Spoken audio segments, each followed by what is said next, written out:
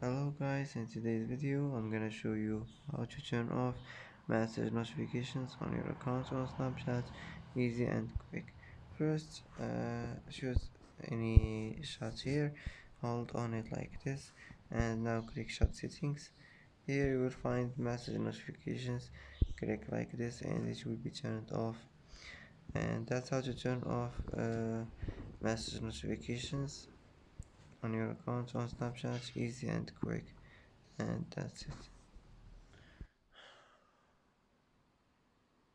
And that's it for today's video. If you like this video, don't forget to like and don't forget to subscribe.